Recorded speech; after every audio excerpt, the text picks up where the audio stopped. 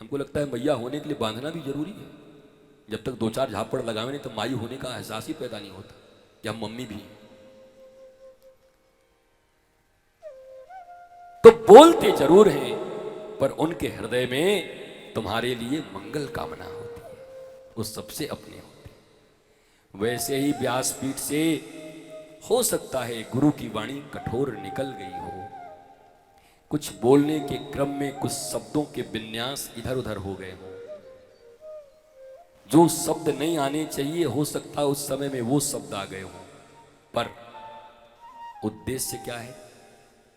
आपको डांटना, आपका बुरा करना, आपको लूटना, आपको गाली देना, आपकी प्रतिष्ठा लेना, आपका यश कम करना नहीं, बल्कि इन 7 दिनों में अगर ईमानदारी से किसी ने प्रयत्न किया होगा कि इस पांडाल में आए हुए और टीवी पे देख रहे एक एक प्रेमी और भक्तों के हृदय में कृष्ण का रस भर जाए, तो शायद ये वही बैठा हुआ व्यास होगा जो हृदय से प्रयास कर रहा होगा कि आपके भीतर रस भर जाए।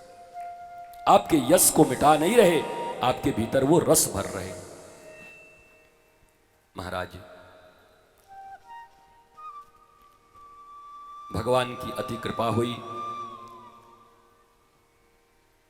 भाई मारा गया, भगवान गए। अब मैं बुलेट ट्रेन स्टार्ट कर रहा हूं। 10 to 15 मिनट में पूरी कथा धड़ धड़ धड़ धड़ धड़ धड़ ये सारी कथा मैं कह दूंगा। प्रद्युम्न का जन्म, सम्रासुर का वध, सैमंतक मणि की कथा, जामवती सत्यभामा का विवाह, भौमासुर का वध, 16,108 राजकुमारियों से विवाह, श्री कृष्ण रुक्मिणी संवाद, श्री कृष्ण वानासुर युद्ध, नृगराजा की कथा, पौंड्रक व काशीराज का उद्धार, शिशुपाल का उद्धार, श्री कृष्ण सुदामा मिलन, श्री कृष्ण बलराम का गोप गोपियों से भेंट, भगवान का वासुदेव के 6 पुत्रों को लौटा लाना, सुभद्रा हरण, भगवान का लीला विहार। अब इसमें तो महाराज वो लिखे ही नहीं है, हम जो कथा करते हैं, कमाल है। तो भगवान गए और जाकर देखा कि जहां प्रसेन मरा हुआ था वहां पर सिंह के पैरों के निशान थे। तो उनको लगा कि शेर होगा, शेर ने मार दिया होगा। सिंह के पैरों के निशान से वो गए। कोई एक आदमी जाता थोड़ा ठीक ठाक करके हो जाए, तो शुरू में जैसे किए थे अगर हो जाए तो बात बन जाए।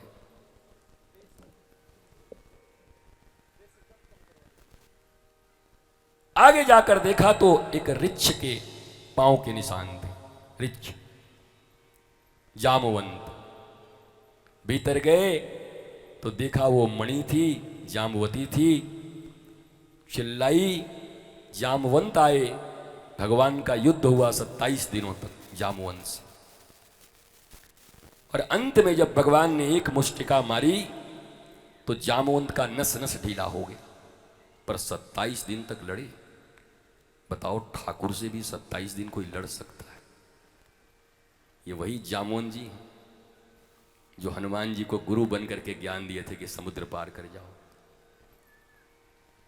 जामवंत जी राम जी की बहुत मानते तो थे पर बहुत ज्यादा वैल्यू नहीं करते थे, बच्चा समझते थे राम जी।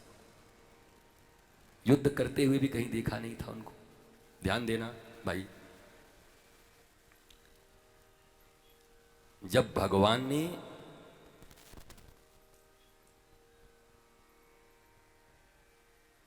कुंभकर्ण को मारा, क्योंकि अचानक जब कुंभकर्ण उठ के युद्ध के मैदान में आया ना तो सब घबरा गई राम की सेना। क्योंकि कुंभकर्ण के विषय में हनुमान जी भी खबर नहीं दिए थे आगे, वो सोया हुआ था। पूरा रेकी तो हनुमान जी ने कर लिया था पर कुंभकर्ण का खबर नहीं मिला था। और वो जब उठा महाराज जनावर की तरह, तो उठ के जैसे चींटी को मरोड़ते हैं वैसे पूरा सेना को मरोड़ने लगा। लक्ष्मण जी ने कहा, महाराज हनुमान जी आप इसके बारे में बताएं, ये कौन है? और ये बोला, ये तो हमको भी नहीं मिला था। विभीषण ने कहा, हमारा भाई है। लक्ष्मण जी बड़े मजाकिया थे। लक्ष्मण जी ने कहा, भैया तेरी मैया से जरूर मिलाना, अद्भुत अद्भुत बच्चा पैदा किया। बताओ, एक तो रावण देखे थे, एक जनावर भी उसी की बच्ची, एक बार उसको जरा जरूर देखेंगे, कौन है तेरी मां? महाराज युद्ध के मैदान में राम की सेना को रौंदने लगा कुंभकर्ण। चारों तरफ हाहाकार मच गया। लक्ष्मण जी बाण पे बाण, बाण पे बाण, बाण पे बाण मारते थे और कुंभकर्ण हंसता हुआ कहता, वाह वाह वाह वाह, बहुत अच्छा बाण चलाते हो, वारे तुम्हारे पूर्वजों में दिलीप, भगीरथ, हरिश्चंद्र न जाने, गुड गुड गुड गुड। अरे भाई कुछ और अच्छा बना दो थोड़ा बहुत, अभी तो अचानक अच्छा हो गया था थोड़ा सा। तुम्हारे पूर्वजों को याद करता हूं, वाह वाह लक्ष्मण, तुम्हारे पूर्वज भी योद्धा थे और तुम भी योद्धा हो। और ये कह के हंसते हुए बाण निकाल के फेंक देता था, व्यंग करता था लक्ष्मण जी के ऊपर। अब सोचो लक्ष्मण भी कुछ नहीं कर पा रहे थे। हनुमान जी के साथ युद्ध हुआ कुंभकर्ण का, हनुमान जी को पसीने आ गए, बड़ी भारी तकलीफ हुआ।